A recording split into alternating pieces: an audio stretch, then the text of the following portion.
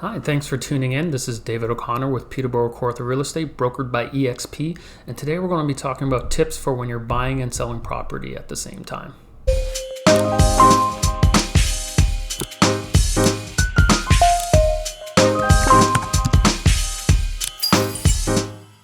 When you're purchasing a home and you have a home to sell, this can be a bit of a tricky situation since you either have to buy first or sell first, and there are actually pros and cons for each. First, some pros for buying first is that you can wait for the perfect property.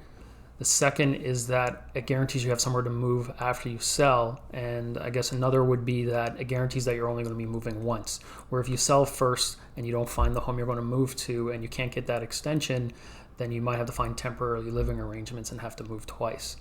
Now, some cons of buying first would be the potential of maybe carrying two mortgages if you haven't sold your home. And it's also harder to qualify for that new mortgage when you have that existing mortgage. And the last would maybe be that financial strain from carrying both properties could lead you to accepting a low value for the home you're selling. Now, when it comes to selling first, a pro would be that you don't have to worry about paying those two mortgage payments for an extended period of time, or hopefully not at all. And also, it's going to be easier to qualify for that new mortgage when you already have an accepted offer on the home you're selling. Now, some cons would be that if you sell first and you haven't found a home, you may be without a home for an extended period of time, forcing you to rent or put your belongings in storage. So the cost associated with that.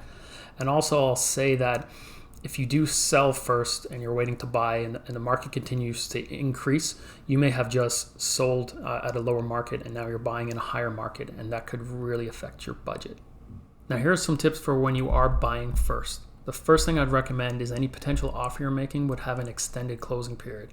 I'd recommend a closing period of at least 60 days just to make sure you have enough time to sell your property. The next tip would be to have the property you're selling ready to go to market. So that means any fixes, decluttering, painting is already completed before you even start your search.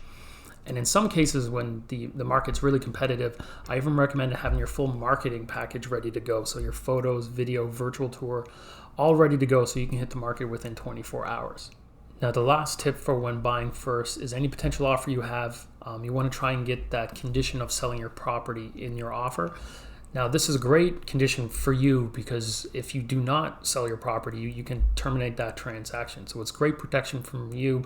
The only problem is in the more competitive selling markets, it can be very difficult sometimes to win a competition when you have this condition in place. But whenever you can, that's always great to get that sale of buyer's property condition in all your offers. Now, some tips for when you're selling first. The first thing I would recommend is that whenever possible, when you're selling, you want to get that condition of seller's accommodation in any potential offer. Now, this is a great condition for you because if you don't find adequate accommodations, you can terminate the transaction for the sale of your property. Now, I guess the con of this isn't very desirable, and it could be a deterrent for potential buyers. Another tip for when selling first is to get a leaseback agreement put in place in any potential offer. These aren't very common, but for the right seller buyer, this could be a good arrangement. So what basically means is that you sell the home to the buyer, but there's an agreement for you to rent from them for 30, 60 days usually. Now, this can be desirable for some buyers because they get that added income from the rent for the few months, and it gives you the time you need to find the home that you're going to move to. I hope you found this information helpful. I will say in closing that it can be very difficult buying and selling at the same time because there's going to be variables you can't control. I would just recommend that you take advantage of the variables you can control. And these are items such as having your pre-approval in place or having your house ready to sell. So that's it for me. If you like this content today, please feel free to subscribe below. There's going to be lots more content coming, and I appreciate the support.